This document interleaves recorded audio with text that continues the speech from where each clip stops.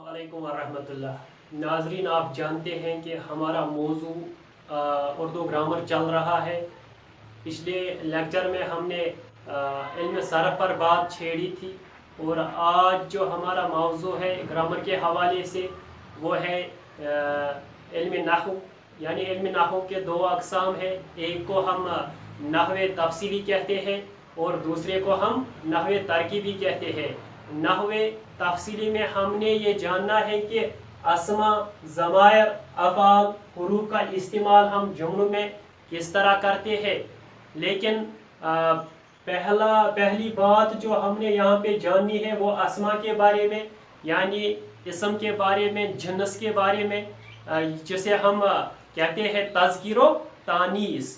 क्या कहते हैं?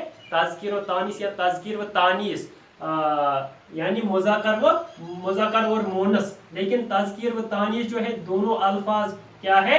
अरबी है। इनको जो आपस में मिलाता है यानी ये वाव, इस वाव के बारे में आज हम जानने की कोशिश करेंगे कि ये वाव क्या है और इस वाव को क्या कहते हैं।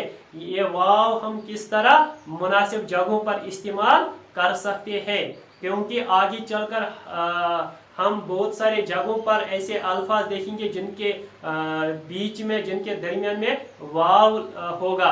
तो बेहतर यही है कि पहले ही हम इस वाव के बारे में जानकारी हासिल करेंगे। शुरू करते हैं आज का लेक्चर। यहाँ पे मैंने लिखा है तज़कीर व तानीस, तज़कीर व तानीस या तज़कीर व तानीस। ये एक लफ्ज है तज़कीर और दूसरा तानीस। दोनों की जुबान के लफ्ज हैं, अरबी जुबान के हैं, और इन दोनों को जो मिलाने वाला हुरूफ है वो क्या है? वाव। इस वाव को हम कहते हैं वाव आतिफा। क्या कहते हैं? वाव आतिफा। नाज़रीन याद रहे, जो दो लफ्जों को मिलाता है वाव, इसे हम कहते हैं वाव आतिफा। और किन किन जगहों पर हम इसका इस्तेमाल करते हैं और किन जगहों पर इसका इस्तेमाल करना मुनासिब है और किन किन जगहों पर इसका इस्तेमाल करना नामुनासिब है। नाज़रीन, उर्दू ज़बान में वाव आतिफा हर दो अल्फाज के दरमियान नहीं आती। अगर हम उर्दू ज़बान के बारे में जानेंगे वाव आतिफा, तो उर्दू ज़बान में वाव आतिफा हर दो अल्फाज के दरमियान नहीं आती। तो फिर कहाँ आती है? बल्कि जिन दो अल्फाज के दरमियान वाव आतिफा लानी हो, जिन दो अल्फाज के दरमियान वाव आतिफा लानी हो, वो दोनों वाहिद होने चाहिए या जुमा होने चाहिए। यानी कि वाव आतिफा हम उन अल्फाजों में, उन अल्फाजों के बीच में ला सकते हैं, दरमियान में ला सकते हैं, जो या वाहिद, दोनों लफ्ज वाहिद हो या दोनों जुमा हो। ठीक, अगर एक वाहिद और दूसरा जुमा हो तो वाव आतिफा नहीं लाएंगे। अगर एक लफ्ज वाहिद होगा और दूसरा जुमा होगा तो इन दोनों के दरमियान वाव आतिफा अगर हम लाएंगे तो ये गैर मुनासिब है, क्योंकि दोनों क्या होने चाहिए? या तो दोनों लफ्ज वाहिद होने चाहिए या दोनों जुमा होने चाहिए। मिसाल के तौर पर हुकूक व फर्ज या हुकूक व फर्ज, हुकूक व फर्ज या हक व फराइज या हक व फराइज लिखना गलत है। ये गलत है। ये दोनों जो अल्फाजों के बीच में वाव आतिफा लगाया गया है, ये दोनों, क्योंकि यहाँ पर जो हुकूक है, हुकूक हक की जुमा है और फर्ज वाहिद है। गोया कि यहाँ पे एक लफ्ज जुमा आया है, दूसरा वाहिद। इसी तरह यहाँ पे एक वाहिद और दूसरा जुमा, और ये क्या हुआ? ये गलत है। दुरुस्त क्या है? अगर हमें इसी का दुरुस्त बनाना है, ठीक मुनासिब बनाना है, यानी मुनासिब के तौर पर वाव आतिफा लगाना है, तो ये यहाँ पर क्या आएगा? हुकूक व फराइज या हुकूक व फराइज, क्योंकि दोनों अल्फाज, दोनों लफ्ज क्या है? हुकूक भी जुमा है और फराइज भी जुमा है। दूसरी एक मिसाल लीजिए, गुलो बुलबुले लिखना गलत है। गुलो बुलबुले लिखना गलत है, क्योंकि गुल क्या है? गुल वाहिद है और बुलबुलें क्या है, यहाँ पे जमा है, इसलिए ये गलत है। दुरुस्त क्या होगा, गुलो बुलबुल। क्या होगा, गुलो बुलबुल। यानी दोनों क्या आए, यहाँ पे वाहिद आए। ये पहली शर्त थी। क्या थी, पहली शर्त, वाव आतिफा का मुनासिब तरीका, यानी किस मुनासिब जगह पर हम इसको इस्तेमाल कर सकते हैं। दूसरी शर्त क्या है, जिन दो अल्फाज के दरमियान वाव आतिफा आएगी वो दोनों अल्फाज फारसी होने चाहिए या अरबी, या एक फारसी और दूसरा अरबी, या एक फारसी दूसरा तुर्की। दूसरी शर्त यह है कि दो अल्फाज के दरमियान वाव आतिफा आएगी, वो दोनों अल्फाज क्या होने चाहिए, या तो दोनों अल्फाज फारसी होने चाहिए या दोनों अरबी होने चाहिए, या एक फारसी और दूसरा अरबी, या एक फारसी और दूसरा तुर्की। अगर हम एक उर्दू और दूसरा फारसी या अरबी लगाए तो वाव आतिफा नहीं आएगी। यानी अगर हम एक उर्दू लफ्ज लगाए और दूसरा फारसी, इसके बीच में फिर वाव आतिफा नहीं आएगी।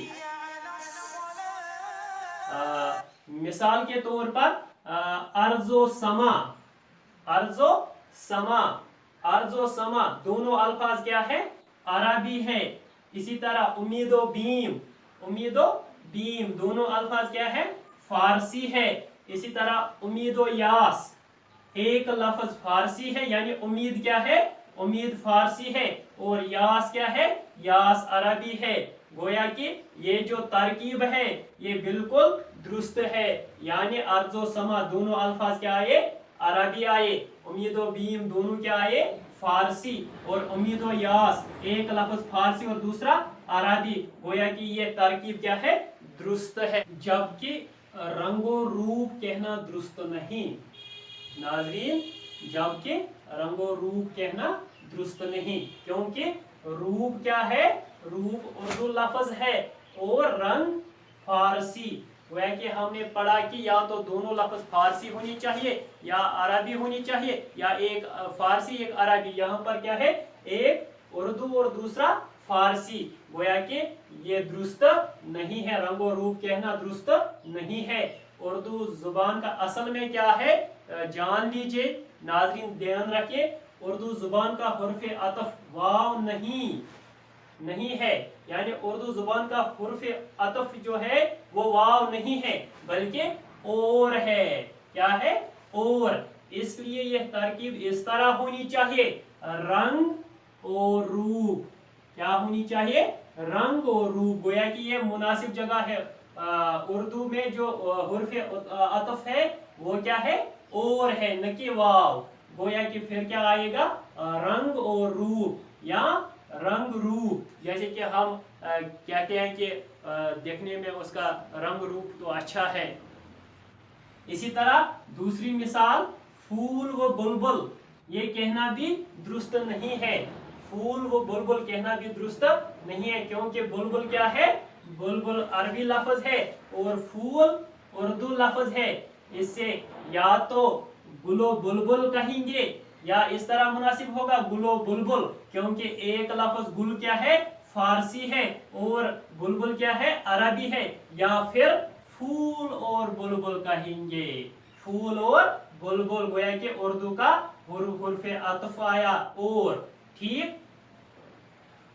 तीसरी शर्त, इल्म उरूज में अगर हम देखेंगे हुरूफ अतफ का, इल्म उरूज में वाव आतिफा का इसकात जायज इख्तियारी है। शायर चाहे तो इसे गिरा सकता है और चाहे तो कायम रख सकता है। तो नाजरीन, आज हमने जानने की कोशिश की कि वाव आतिफा किससे कहते हैं, ये किस तरह दो लफ्जों को आपस में मिला देता है या जोड़ देता है, और वाव आतिफा की मुनासिब जगह कौन सी है।